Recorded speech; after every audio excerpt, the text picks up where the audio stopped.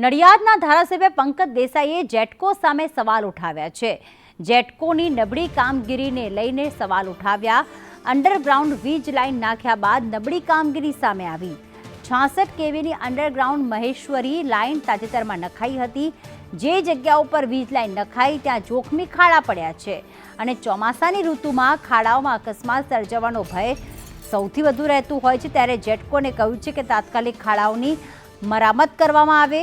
અકસ્માત સર્જાશે તો જવાબદારી જેટકોની જ રહેશે તેવો પત્રમાં ઉલ્લેખ કરવામાં આવ્યો છે।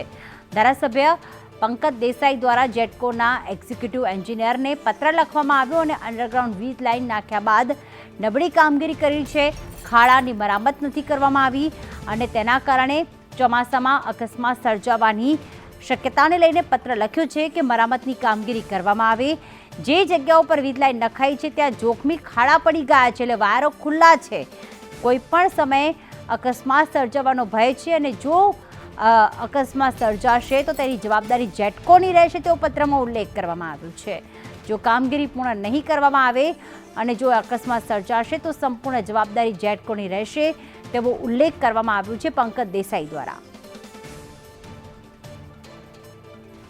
કરુણેશ અમારી સાથે જોડાઈ ગયા છે। કરુણેશ, કેટલા સમય આ પહેલા અંડરગ્રાઉન્ડ વીજ લાઇનનું કામ કરવામાં આવ્યું હતું અને જ્યારે નબળી કામગીરી કરવામાં આવી છે ત્યારે કઈ સ્થિતિ ત્યાં જોવા મળી રહી છે? પત્રમાં કઈ બાબતનો ઉલ્લેખ કરાયો છે પંકજભાઈ દ્વારા? જી પ્રીતિ, તો જે રીતે 66 કેવી અંડરલાઇન્ડ જે મહેશ્વરી લાઇન છે ત્યાં નાખવાની કામગીરી કરાઈ। આ કામગીરી 2 મહિના અગાઉ કરવામાં આવી હતી, જેને લઈને ખાડો ખોદીને અંડરગ્રાઉન્ડ તમામ જે વાયરો છે વાયરો નાખવામાં આવ્યા। પરંતુ ખાડો ખોદ્યા બાદ જે પુરાણ કરવાનું હોય અને પુરાણ એ રીતે કરવાનું હોય કે ફરી ખાડો ન પડે, પરંતુ જે રીતે નબળી કામગીરી છે આ જેટકો સંસ્થા છે, જેટકોની નબળી કામગીરીને લઈને ખુદ ધારાસભ્યએ જ તેની ઉપર સવાલ ઉઠાવ્યા છે।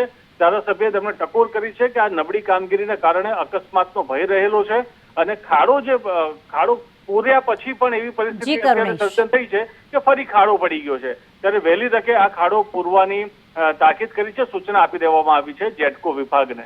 આભાર તમામ વિગતો માટે કરુણેશ।